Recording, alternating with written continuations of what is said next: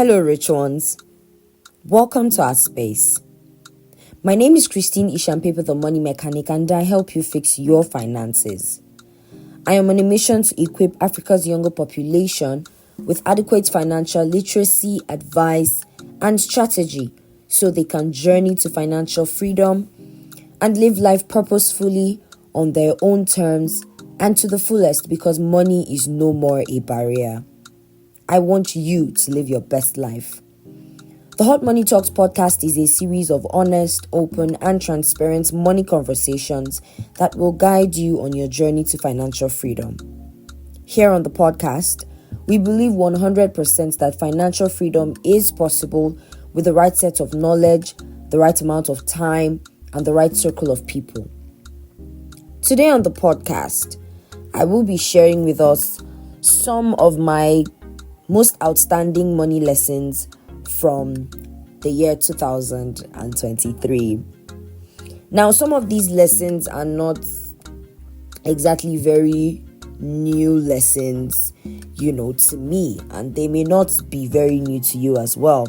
However, these lessons stood out to me as I went through the year, and that's why I'd love to share them with you.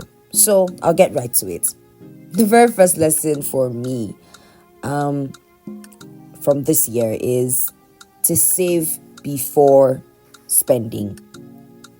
Now, many times, many of us fall into the trap of spending first and then thinking about saving later.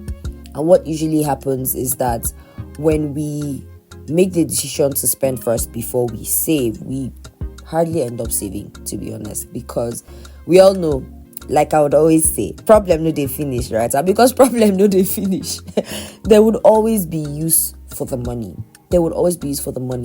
Whether you're handed $1 million right now, you would have use for that money, right? And that's why it's very important that saving comes first. Saving should always be the very first priority. That's how you are able to build discipline when it comes to saving. Because the truth is, when you save, you now have to live on the rest, and you will find a way to survive on the rest. But just ensure that saving comes first, because it is a priority. And remember that you are not just saving just for now. You're not just saving because it is nice to save. You're saving because there's a future ahead. You're saving, because emergencies are actual things, right? So saving should always come first before you spend. Second lesson, by all means possible, don't take on debt for others. So this one really, really hit home for me this year. And I'm sure that a couple of us can relate. You know how you're like, I want to help someone. Maybe they need some kind of help and you are not able to offer the full help. So you probably take a loan or you get some money from someone else to help this other person, and then long story cut short, the money isn't paid back, or you somehow just find yourself in debt that is not your own, right? This was my experience in 2023, and for me this is a great lesson I've learned, that by all means possible, don't take on debt for others, so that you don't become the scapegoat.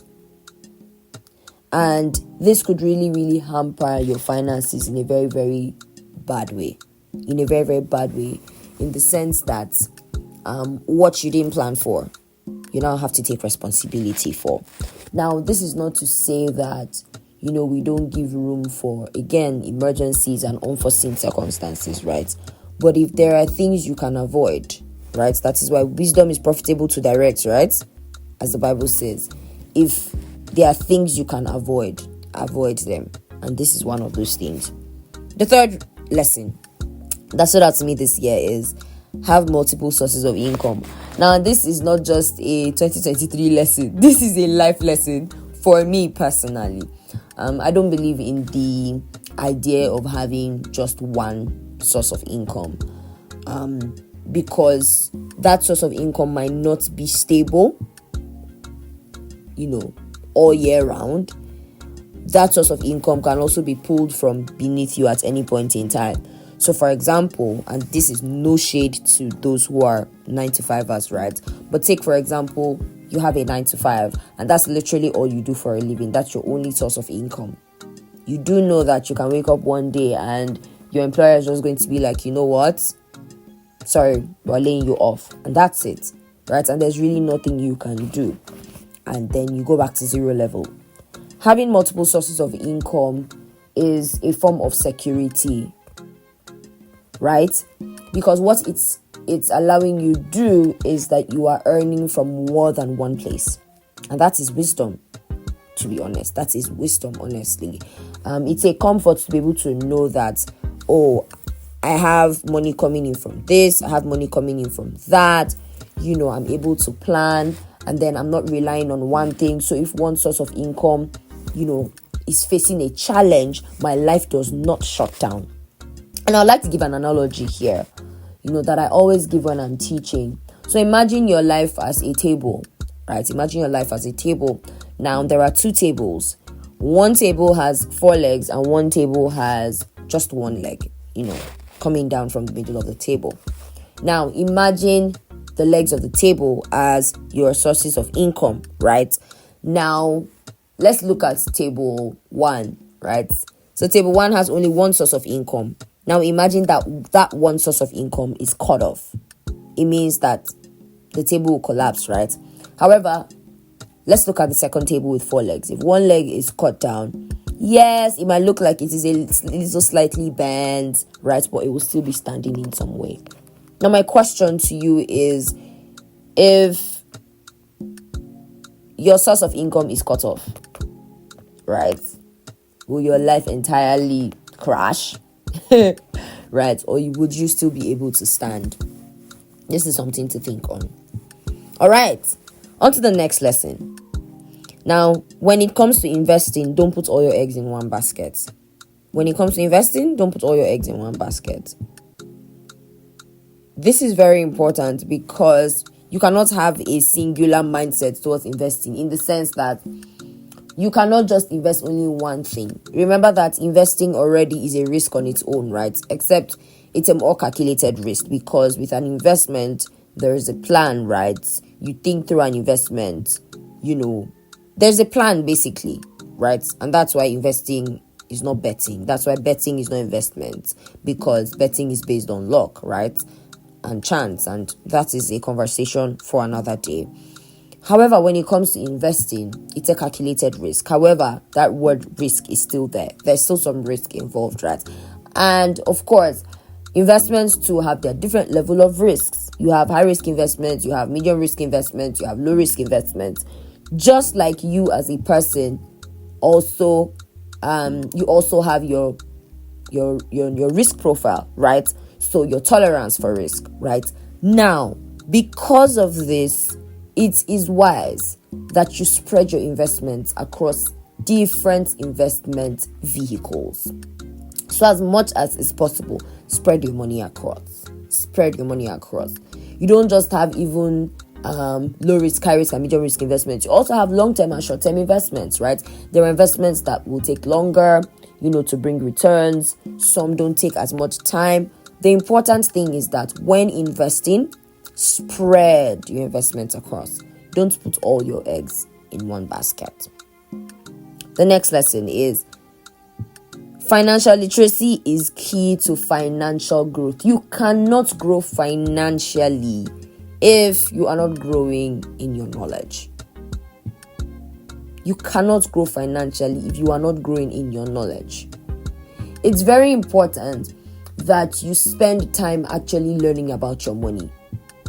And I've always said this, and I'll say it again. If money is such an integral part of our lives, then why are we not learning about it? You should ask yourself this. If I claim that money is such an important part of my life, then why am I not learning about it? Why am I not applying myself to learn about it?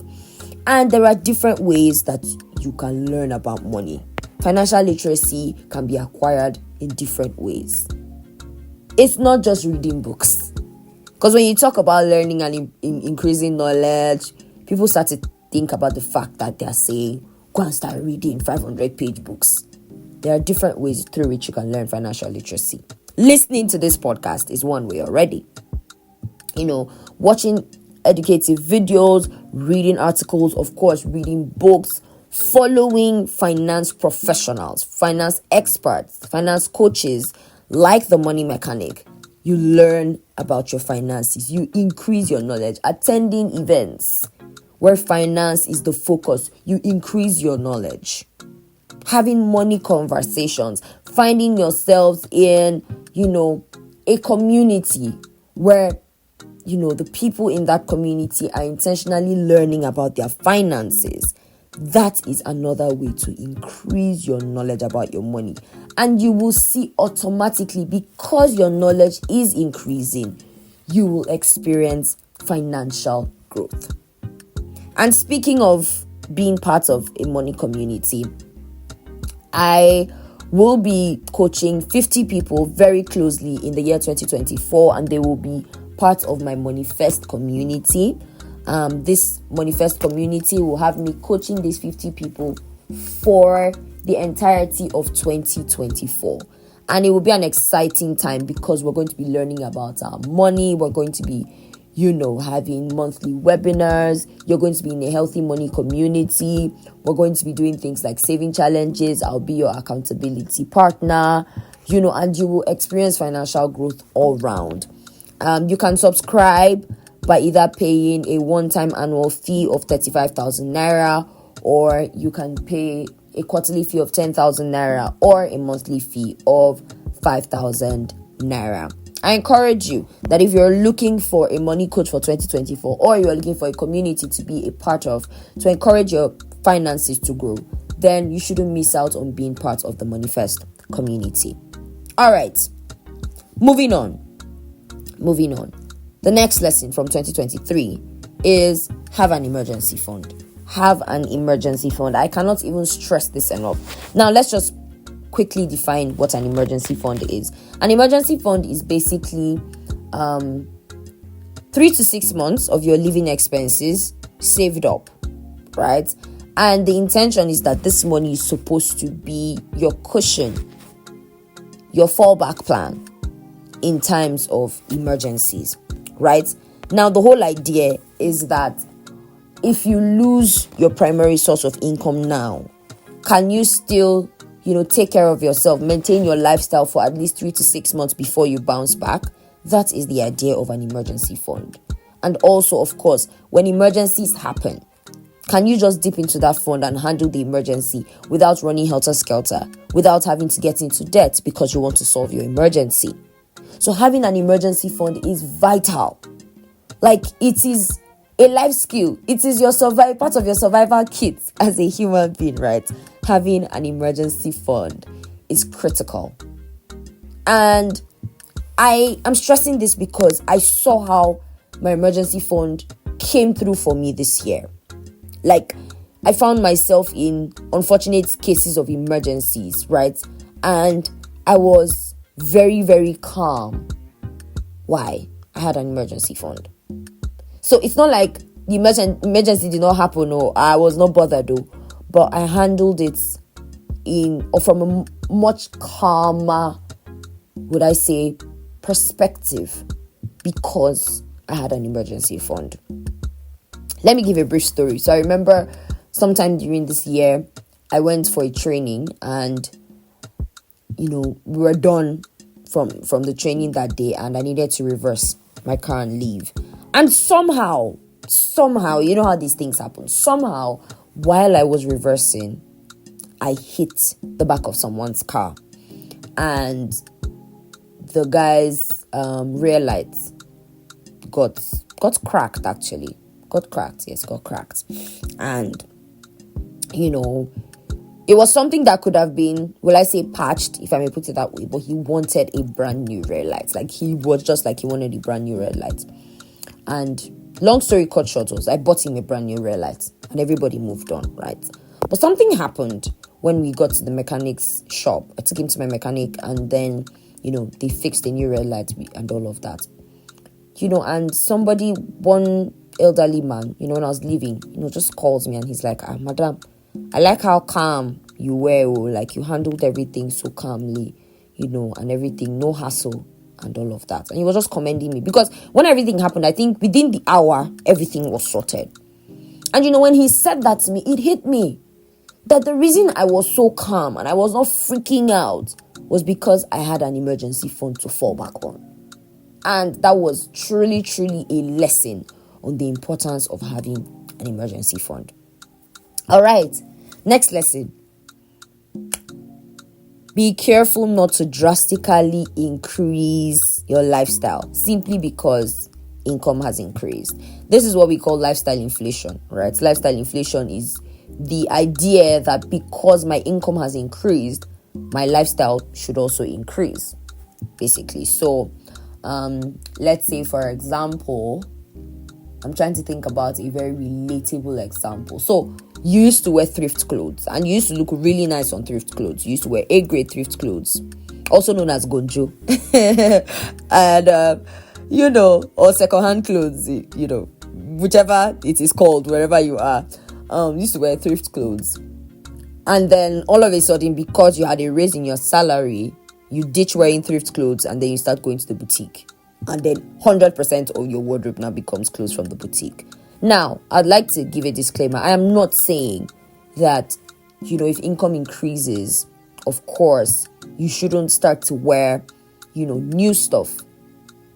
But there should be some caution applied, right? If you are doing just fine with thrift clothes, nothing should stop you from continuing to wear thrift clothes. You can say, okay, once in a while, I'll get myself a brand new, set of clothes. But for now, because I have major financial goals ahead of me, I will stick to wearing my thrift clothes so that I can work on hitting my financial goals. So this is very, very important. And the final lesson that stood out to me from this year is learn to say no. No is a complete sentence, guys. No is a complete sentence. No saves you from a lot of things. Saves you from needless spending, unnecessary spending, compulsive spending. Saves you from debts. Saves you from making careless financial decisions. Learn to say no. If honestly you truly, truly, truly see that something is not necessary right now, if you are being pressured to spend money, you shouldn't be spending. It's Christmas now. Many of you refer to it as Dirty December. I don't agree with that because, it's Christmas, right? Whatever it is, whether you refer to it as Dirty December or you see it as Christmas, this is one of those seasons where people are pressured to spend unnecessarily. Learn to say no. All right. As you look through your financial journey this year, what lessons have you learned? How can you do better next year? Instead of carrying around regrets from 2023, I encourage you to focus on the lessons that you've learned instead, and let those lessons be your motivation to do better next year. I am rooting for you as always. Thank you for listening to today's episode. And if you found value today, please share the link to this episode, with other people in your circle, the people you love, the people you want to see grow in their finances. And remember that new episodes of the Hot Money Talks podcast drop every Saturday, and you can listen to them on your favorite podcast platforms: Spotify, Apple Podcasts, and Google Podcasts. Do well to follow the show on either of these platforms so that you are notified whenever an episode is released. Now, recommendations are powerful, so please tell your friends and your family about this podcast so that we can go on this journey together. To connect with me on other platforms, do well to follow The Money Mechanic at The Money Mechanic page on YouTube, Facebook, Instagram, and TikTok. I hope most importantly that you will take action on your finances today. Sending you love, light, and a sprinkle of money in between.